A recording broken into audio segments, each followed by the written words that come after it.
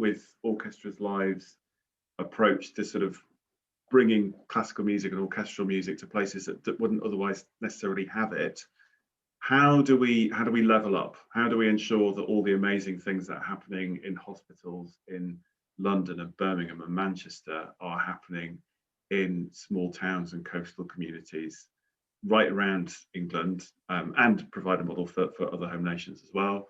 How do we do that? Orchestras generally aren't very good at going beyond the sort of the big comfortable centres of culture and economics. Yeah, well, you're right, Matthew. We do focus on exactly those communities, and we're looking very carefully at how and why we work where we do.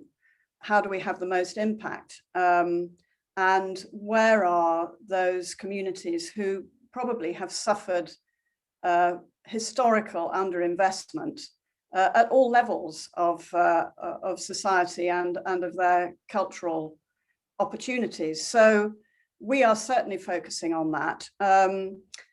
We always work in partnership, and I think that's something that orchestras benefit from when they work with us, because they're involved in a much wider conversation than perhaps they are normally, and they're often off their home turf.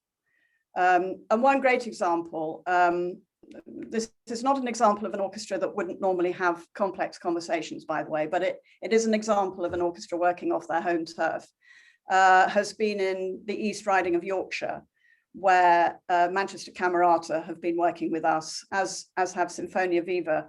But this is a specific example around the work that's been happening in a very small coastal community on the east coast of Yorkshire in Withensea.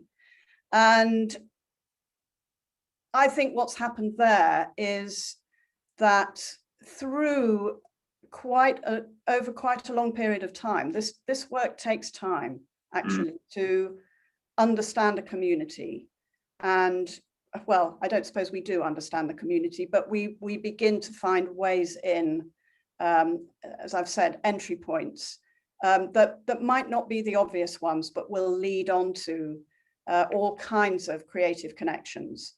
So I feel that one way, quite aside actually from the healthcare sector or the social care sector, that orchestras can begin to play a part in that way is through thinking about how they engage with communities and putting themselves as a resource available out there for that community to begin to engage with and shape their own engagement with the orchestra and what will come out of that.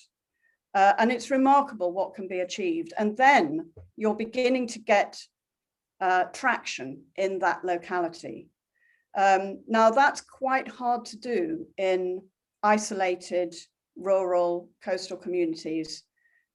It was interesting to us when we did the report, I know, that we found that the areas that had an integrated social and healthcare system that was also feeding into the wider local authority or local government system, those were the areas where social prescribing was happening.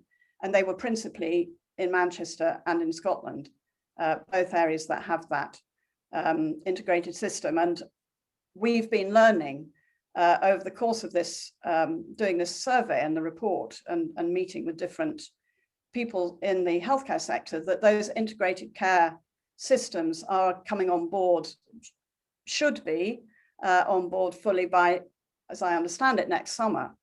So I'm hoping that actually some of the work that we're doing will be able to connect with that, and we'll be able to fast track some of those connections to underpin that community engagement work.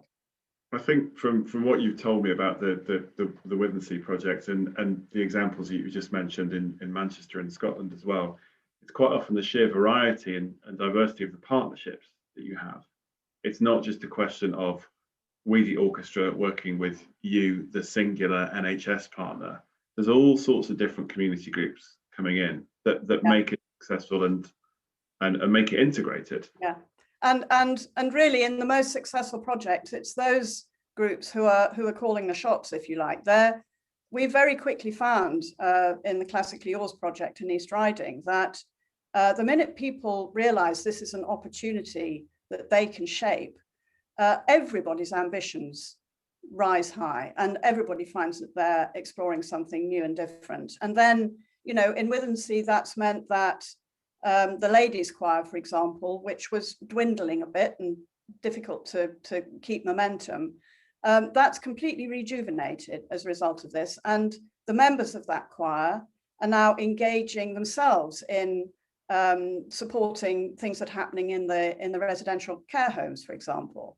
They are helping facilitate, you know, and look at the logistics, connecting the orchestras and getting into those homes and so on. So there's fantastic multiple connections that grow out of this kind of work.